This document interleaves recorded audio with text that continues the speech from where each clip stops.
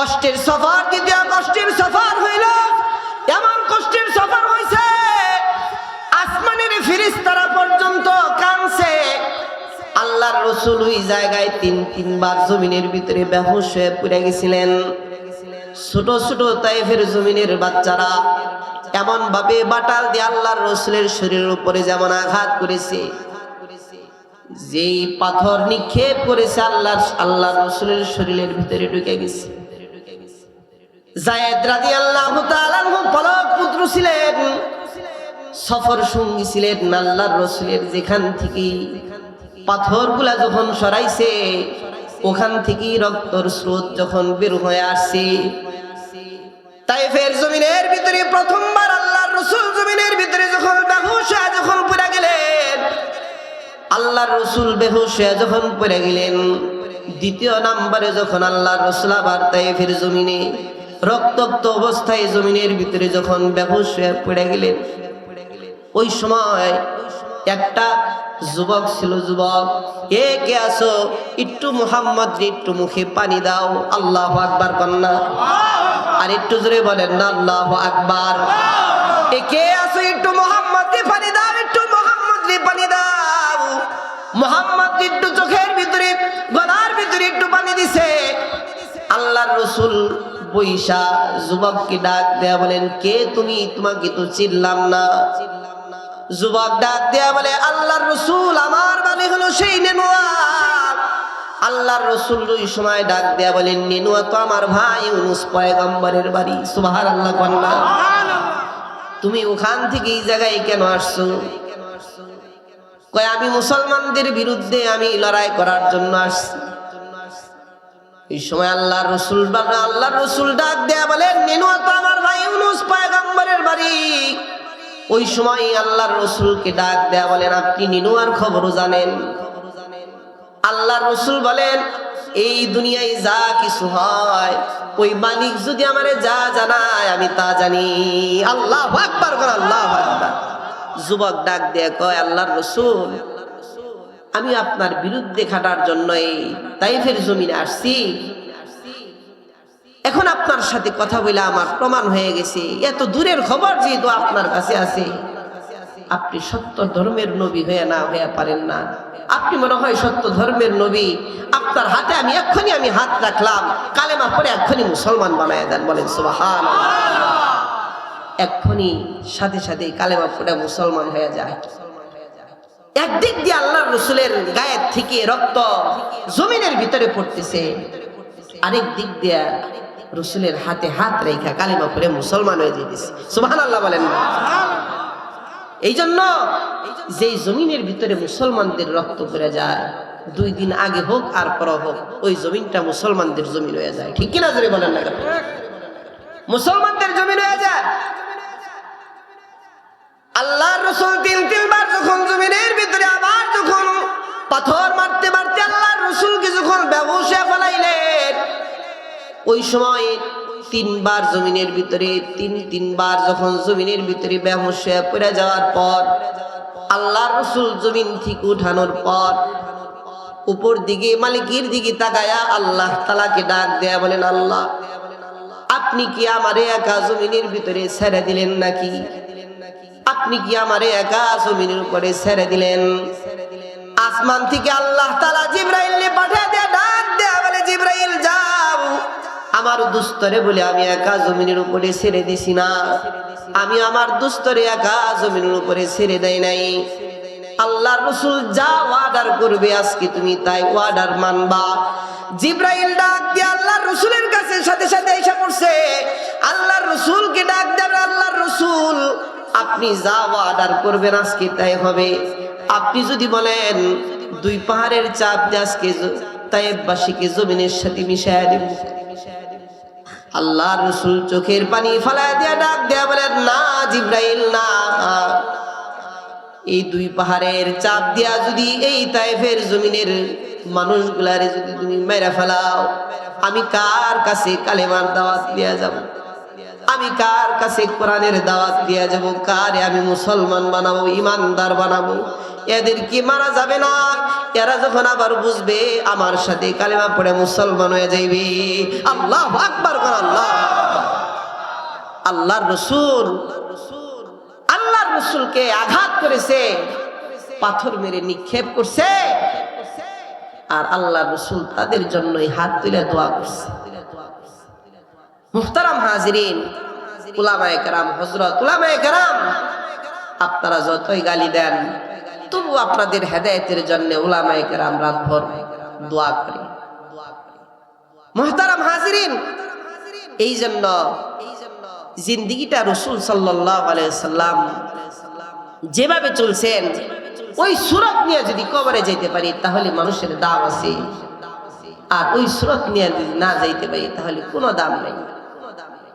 মুহতারাম হাজিরিন, আমার শেষ কথা, 12টা বেজে গেছে। খাদিজাতুল কুবরা রাদিয়াল্লাহু তাআলা আনহু এমন ভাবে দুনিয়া থেকে ত্যাগ করছেন যে সে দুনিয়ামুখী ছিল না, আখিরাতমুখী ছিল। আল্লাহ তাআলা তার চেহারাটাও আল্লাহ তাআলা আল্লাহ বরাবর করে দিয়েছেন। বলেন সুবহানাল্লাহ। আর একটু জোরে বলেন না সুবহানাল্লাহ। খাদিজাতুল কুবরা রাদিয়াল্লাহু তাআলা আনহা যখন আল্লাহর রাসূলকে ডাক দেন, আল্লাহর রাসূল, আমি যখন দুনিয়া থেকে বিদায় হয়ে যাব আমার কবর খুব ভয় হয়, আপনি যদি আপনার একটা কাপড় দিয়ে আমাকে দাফন করতেন। আমাদের মা বোনরা তো অনেক কথা বলছে আজকে, আমি খুব কষ্ট করে কথা বলতেছি। এই পাশের সব সাউন্ড এই জায়গায় আসতেছে, ঠিক না? খুব কষ্ট হইতেছে, তারপরেও কথা বলতেছি। অনেকবার বলা হয়েছে, মারা অন্তত এই শেষ 5টা মিনিট বয়ানটা শুনেন। এদিক সেদিক তো খুব ঘুরলেন, এদিক সেদিক তো খুব জীবনের হায়াতের জিন্দিগিটা কাটাইলেন, কিন্তু একটু হায়াতের জিন্দিগি যদি একটু আল্লাহমুখী করা যায় তাহলে ওগুলা দাম আছে। খাদিজাতুল কুবরা রাদিয়াল্লাহু তাআলা আনহা আল্লাহর রাসূলকে ডাক দেয়া বলেন, আল্লাহর রাসূল কখন যেন আমার মৃত্যুর ডাক চলে আসে। অনেক সময় মৃত্যুর সাকারাত যখন চলে আসে, অনেক সময় মৃত্যুর বিশি যখন স্মরণ হয়ে যায়, মানুষ যখন মারা যায় অনেক সময় তার আগে আগে ভাব আসে, অনেক দিন আগে আগে জান দেয় যে মনে হয় আর দুনিয়ার থেকে বাঁচবো না। অনেক মানুষের কাছে অনেক মানুষ মাপ চায়। খাদিজাতুল কুবরা রাদিয়াল্লাহু তাআলা আনহা আল্লাহর রাসূলকে ডাক দেন, আল্লাহর রাসূল, কোন দিন যেন দুনিয়ার থেকে বিদায় হয়ে যায় জানা নাই। আল্লাহর রাসূল 2টা ওসিয়ত। 1 নাম্বার ওসিয়ত, কখন যখন আমি দুনিয়ার থেকে বিদায় হয়ে যাব আপনি আমার কাফনের কাফন একটা আপনার কাপড় দিয়ে পরায়া দিবেন। 2 নাম্বার, আপনি নিজে জানাজা পড়বেন আর দাফনটা নিজে হাতে কবরে আমার ধইরা নামাইবেন। আল্লাহর রাসূল ওই সময় খাদিজাতুল কুবরা রাদিয়াল্লাহু তাআলা আনহাকে বুঝাইতে চায়, ও খাদিজা, তোমার ভয় নাই, আমার 2 জন জান্নাতি বিবি আছে, ওই 2 জন বিবি আপনার সাথে সাক্ষাৎ করবে, চিন্তা নাই। সুমাইয়া আর মরিয়ম। মুহতারাম হাজিরিন, আপনি কবরে যাওয়ার সাথে সাথে আপনাকে সালাম বিনিময় করবে। আল্লাহু আকবার কন্যা, আই জোরে বলেন না আল্লাহু আকবার। আল্লাহর রাসূল খাদিজাতুল কুবরা রাদিয়াল্লাহু তাআলা আনহা বুঝাইতে চাইতেছেন, খাদিজা, তোমার কবরে কোনো টেনশন নাই, তোমার কবরটা সুন্দর হবে। মুহতারাম হাজিরিন, মৃত্যুর সাকারাত যখন চলে আসছে, খাদিজাতুল কুবরা রাদিয়াল্লাহু তাআলা আনহা দুনিয়া থেকে বিদায় হয়ে গেছে। আল্লাহর রাসূল জানাজা পড়াইছেন, জানাজা পড়াইয়া দাফন কাফন করাইছেন।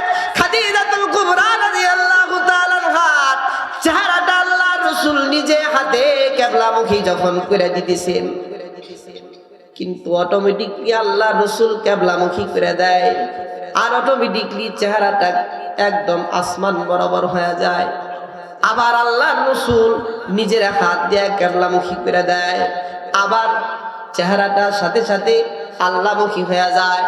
আল্লাহর রাসূল আসমানের দিকে তাকাইয়া আল্লাহকে ডাক দেয়, আল্লাহ, আপনি কি আমার খাদিজার উপরে বেজার? আপনি কি আমার খাদিজার উপরে বেজার নাকি? সাহাবী ও মুহতারাম হাজিরিন, আল্লাহ রাসূল ডাক দেয়া বলেন, কেউ যদি দুনিয়া থেকে বিদায় হয়ে যায়, তার চেহারাটা যদি কিবলামুখী দিয়া রাখে, আর ওই সময় যদি তার চেহারাটা কিবলামুখী থাকে, তাহলে সে জান্নাতি। সুবহানাল্লাহ কন্যা, আর একটু জোরে বলেন না সুবহানাল্লাহ। আর যদি কিবলামুখী থেকে আল্লাহ তাআলা ফেরেশতাদের মাধ্যমে ঘুরিয়ে দেয়, তাহলে ওই মানুষটা জাহান্নামী হয়ে যায়। মুহতারাম হাজিরিন, আল্লাহ তাআলা বলেন, এতদিন ছিলা কিবলামুখী না, এই মুখী ওই মুখী নানান মুখী, আজকে তুমি কিবলামুখী। এই জন্য ফেরেশতারা অন্যমুখী ঘাটটা মটকায়া দেয়। কিন্তু আল্লাহর রাসূল খাদিজার চেহারাটা কিবলামুখী যখন করে দিছে, অটোমেটিকলি খাদিজার চেহারাটা আল্লাহমুখী যখন হয়ে যায়, আল্লাহর রাসূল সাল্লাল্লাহু আলাইহি ওয়াসাল্লাম আল্লাহ তাআলাকে ডাক দেয়া বলেন, আল্লাহ আপনি কি আমার খাদিজার উপরে বেজার? আপনি কি আমার খাদিজার উপরে বেজার নাকি? আমার খাদিজার চেহারা তো কিবলামুখী থাকে না, আল্লাহমুখী হয়ে যায়। আল্লাহ তাআলা ফেরেশতাদেরকে পাঠিয়ে দিবেন, আল্লাহ তাআলা রহমতের ফেরেশতা পাঠিয়ে দিবেন, জিবরাইল পাঠিয়ে দিবেন, আমার দুষ্ট হাবিব রেজা হাতে কিবলামুখী করে দেয়। আর আমি আল্লাহ খাদিজার চেহারাটা নিজের হাতে আমি আমার মুখী করে নেই। আল্লাহু আকবার, আল্লাহু আকবার। নিজের হাতে আমি আমার মুখী করে নেই। তার কারণ খাদিজাতুল কুবরা রাদিয়াল্লাহু তাআলা আনহা দুনিয়াতে ছিলেন আমার মুখী হইয়া। এই জন্য পৃথিবীর একজন মানুষ, সেটা হলো একজন নারী, খাদিজাতুল কুবরা রাদিয়াল্লাহু তাআলা আনহা, সমস্ত পৃথিবীর জান্নাতি মানুষগুলা, নরনারীগুলা তার চেহারা কিবলামুখী হয়ে থাকবে, কিন্তু একজন নারীর চেহারা শুধু আল্লাহমুখী হয়ে থাকবে, তার নাম হলো খাদিজাতুল কুবরা রাদিয়াল্লাহু তাআলা আনহা। মুহতারাম হাজিরিন, এই জন্য যে যে মুখী থাকেন, কবরে যাওয়ার আগে তওবা করে আল্লাহমুখী হওয়া দরকার। বলেন না, জিন্দেগিটা সুন্দর করার দরকার আছে না নাই? এই সবাই বলেন না, দরকার আছে না নাই? মুহতারাম হাজিরিন, 4 গুণ বলছিলাম, 4 গুণের সাথে যদি হয়ে যায় তাহলে তোমার দাম হবে, আর 4 গুণ যদি তোমার কাছে না থাকে কোনো দাম হবে না। তবিয়তের কথা বলছিলাম, তবিয়ত যদি বুঝেন তাহলে আওয়ামী লীগের তবিয়ত আপনি বুঝেন, বিএনপির তবিয়ত আপনি বুঝছেন, জামাত ইসলামের তবিয়ত আপনি বুঝেন, আপনি আপনার কাছের লোকজনের তবিয়ত বুঝেন, কিন্তু আল্লাহর তবিয়ত বুঝলেন না। আল্লাহ আপনার কাছ থেকে কি চাইতেছে এই তবিয়ত আপনি বুঝলেন না। আপনার কাছ থেকে আল্লাহ তাআলা সিজদা চায়, আপনার কাছ থেকে আল্লাহ নাম বলা এটা চায়, জিকির করা চায় মালিক। তো আল্লাহ যা চায় ওই তবিয়ত আপনি বুঝেন, ওই তবিয়ত বুঝলে মালিকের কাছে ওই বান্দার দাম আছে। মুহতারাম হাজিরিন, রাত 12টাও বেজে গেছে। আজকে মসজিদের এই আলোচনা মাহফিল 2 দিন ব্যাপী হয়েছে। বলেন না এই মাহফিল অনেক খরচ না? যাই হোক, কালেকশন অনেক হয়েছে। আমারে ভাই বলছে, কেউ যদি থাকেন